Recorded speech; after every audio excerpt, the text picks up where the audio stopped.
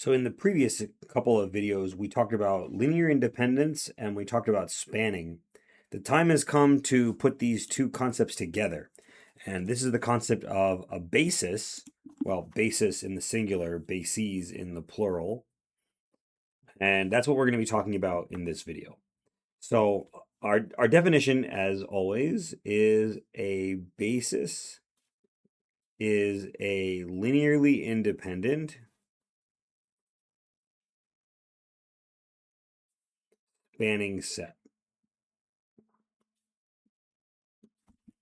And this is a surprisingly simple definition, but it kind of makes sense why you might make a definition like this. For example, if we read between the lines a little bit in the proofs I showed you last time, you'll notice that linearly independent lists are built kind of from the bottom up, right? Like you start with a single vector and then you adjoin an independent vector from that, and then you adjoin an independent vector to that, and so on, building up as much as you can. On the other hand, spanning sets tend to be pruned from the top down in the sense that every vector space has a stupid spanning set consisting of literally every vector in the vector space, right? That could be some huge infinite set, it doesn't matter. And what we try to do is remove things from that spanning list that we don't need. So a basis is the statement that you can meet these kind of exactly in the middle, and that it's always possible to simultaneously represent everything, be spanning, but in a way such that everything that you represent has a single unique representation, namely linearly independent. Now, it's very reasonable to ask, does a basis actually always exist?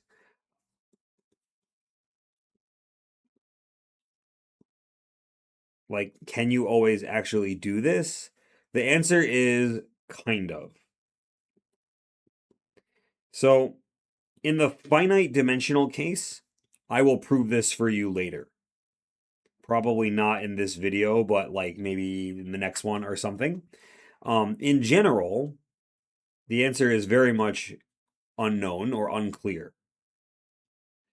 because of something called the axiom of choice, which is an axiom that not all mathematicians believe in.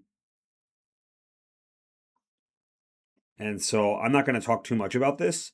But for infinite dimensional, right, for non-finite dimensional, the axiom of choice is actually equivalent to the statement, every vector space has a basis.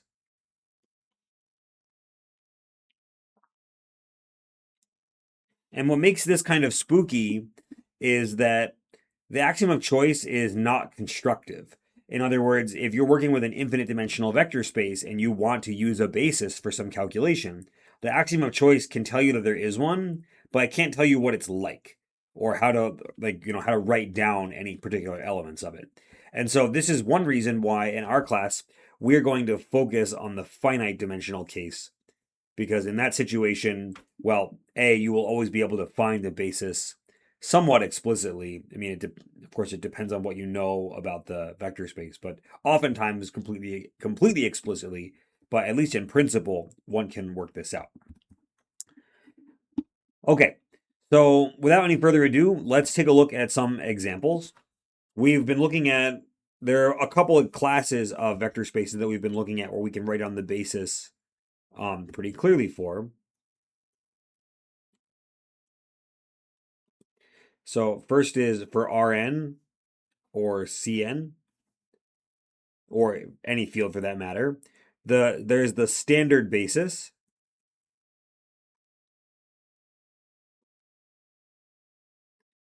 E1 through En, where Ei is the vector with a single one in the ith slot and 0 elsewhere. We've looked at that kind of thing before. Another example that we've looked at is an infinite dimensional vector space, the polynomials over a field. This also has a standard basis that we can write down. No axiom of choice stuff. That standard basis are the monomials. And the reason that this works um, is because unlike many other vector spaces that are infinite dimensional, um, this guy, well, all of his terms are finite sums of these things, right? We're not talking, you're not allowed to be an infinite series in here. And so every possible polynomial is some finite combination of these monomials. And so that makes this a basis. Let's see some non-standard examples. How about we take a look at something like this? This is a basis for R2, for example. Um, we can see that because this is not a multiple of that. And so our linear independence check just kind of works, right? We start with one vector. It's linearly independent because of course it is. When you add a second vector, if it's not a multiple, then it must be a basis. And so that means every vector can be written as some linear combination of these. And the picture looks kind of like, I have a vector like this, and then a vector kind of like this. Oops, that's too similar. And every vector is some combination of these guys. And that's really interesting because they're very close to parallel, right? If it was 3, 6, it would be parallel. And so if I want to reach a vector like over here, I may have to like go backwards quite a ways and then go upwards like this. So what I'm saying is when you represent a point in the plane as a combination of these things, we know that every point in the plane is some combination of these, but those combinations can be quite different or complicated, right? Like this might involve really large negative numbers, even though maybe this looks like it should only be having negative x value or something. I don't know. Actually, it seems like it has positive in the second entry because you go backwards and then up. I don't know what I'm trying to say here exactly. Just that we can represent points using these vectors, so-called these coordinates, rather than the standard coordinates. This is going to be a theme that we're going to return to over and over and over again. So maybe it's okay to just say this much for right now. Let's look at one more example. An example that I think is illustrative of something I want to prove in just a little bit here. Let's say we have a vector subspace. So, for example, maybe we're looking at over some field. We're looking at the subspace where x plus y plus z equals 0. Hopefully by now you guys have seen enough examples of subspaces that you believe that because this is equal to 0, this is a subspace. If it was anything else, it would not be. We can make a basis of this as well. Here's one such basis. How about 1 minus 1, 0, 1, 0, minus 1? I claim that this is a basis. To see that, we have to check that it's linearly independent and it's spanning. Linearly independent, we agree with by inspection. This one has a 0 here, and this one has a 0 here. And since those are different slots, the third slot and the second slot respectively, there's no way that I'm going to be able to make a multiple of one into the other. Now I have to see why it's spanning. So in other words, if I have any vector A, B, C, right, in this space, let's give this a name, then A plus B plus C equals 0. I need to demonstrate that I can write this as some combination of this and this. Well, how about we start by writing, what's the simplest way of doing this? How about I take A 1 minus 1, 0 plus, I don't know how much, I'll call it X 1, 0 minus 1. And let's try to set that equal to ABC and see if we can solve it. So I get A minus A 0 plus, oh, I see. I can't do what I want here because I can't add anything to this. So I don't want to put A here. Let's do something slightly different then. Let's use the fact that this guy has no second slot, and let me put negative B here and X. So this gets me minus B, B0 plus X0 minus X. And I want this to be equal to A, B, C. So putting it together, I get X minus B, B minus X equals A, B, C. And so what that tells me is X, we have negative X equals C, or X equals minus C. Why does this work? Well, there's one last thing to check, which is that if I have minus C minus B, B, C, I need to check that this is equal to A. But it is, because A plus B plus C equals 0. So A equals minus B minus C, pushing this to the other side. And so that does it, right? It's linearly independent and it's spanning. I showed that every combination that satisfies this equation is exactly the combination minus B of the first thing and minus C of the second thing. So it's linearly independent and spanning. This motivates a proposition that I'll prove probably in the next one, since we're already getting close to 12 minutes, which is that this is a basis for S. You'll notice that it's not a basis for F3 as a whole. I need to throw in some other vector. We can see that there is then a principle here, which is that you can complete a basis, right? Because the basis for a subspace is a linearly independent spanning set, I know that this set is linearly independent also in the big vector space. And while it's not spanning, I can take something in the complement and try to break, sort of introduce those missing things to get a complete basis for the whole space. So how should I write this? Complete a basis from a subspace to the full space. And we'll take a look at a proof of that later on.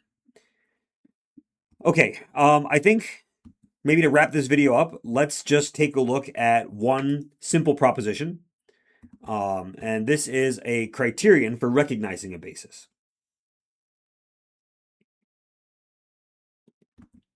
In fact, it's it's basically what I said before at the beginning of the video. The proposition says a list of vectors v1 through vn is a basis if and only if every v in V admits a unique representation. V is a sum AI VI. And yeah, so we've kind of hinted at why this is true. We've talked around this for pretty much the whole video. So let's see if we can assemble a proof that's not so bad. Remember, our definitions are kind of what's crucial here. For us, a basis means that it is linearly independent and spanning. So what I have to do then is prove that these two conditions are equivalent to unique representation. So as kind of always with this, it seems like one direction is maybe a little bit more straightforward than the other.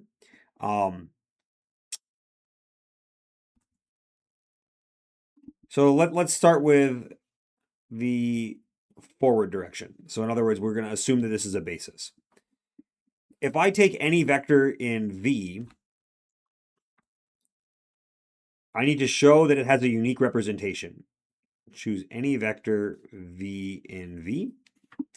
Because my list is spanning, I can write V as some combination, surely. But why is this choice unique? That's what I have to show. So what we do is we need to use the linear independence. So we suppose that there was a second choice, BI, and it's a different collection of choices, right? So not all the AI are equal to the BI. Then what this would mean is AI VI minus BI VI, or sum AI minus BI times VI, would be equal to 0. Since these are linearly independent,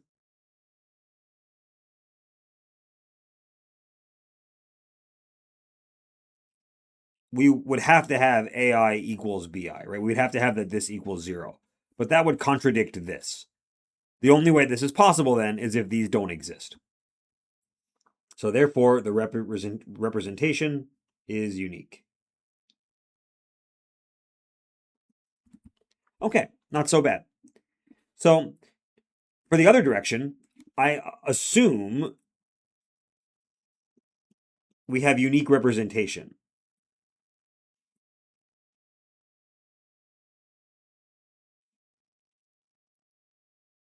In the form that we said before. So now the question is, why is this a basis? So I need to see that they're spanning and that they're linearly independent. So spanning seems clear, right? In other words, this statement is the statement that this is spanning.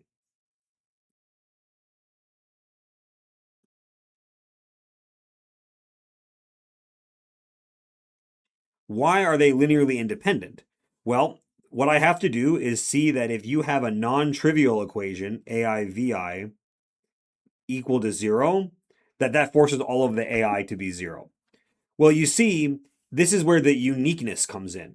Because if all AI are equal to 0, then of course this is the sum of 0 times VI, which is the sum of 0 or 0. However, the key is that I assume that 0 has a unique representation. So this is the only way to write 0 with the VI. Well, therefore, that means that sum AI VI equals 0 forces the AI to all be 0. Because, well, that's the only way of writing it. And so that establishes the converse that I wanted to prove. Okay, I think we've been going long enough. There's a bunch more little facts, none of which are tremendously difficult about bases, but we should look at least some of them. And so we'll pick that up in the next one. Hold that thought.